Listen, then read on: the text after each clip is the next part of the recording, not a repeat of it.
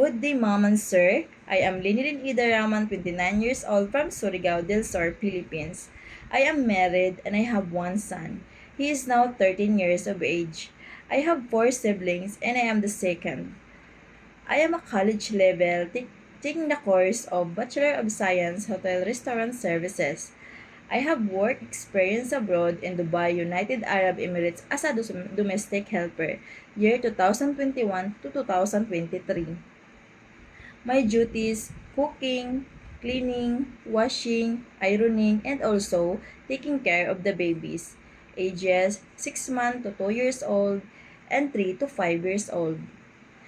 I have also experience in the Philippines as a housemaid.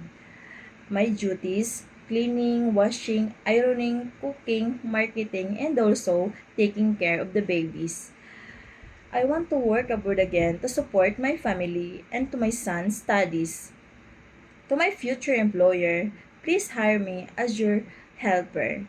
I am kind, patient, loyal, trustworthy, hardworking, and responsible person.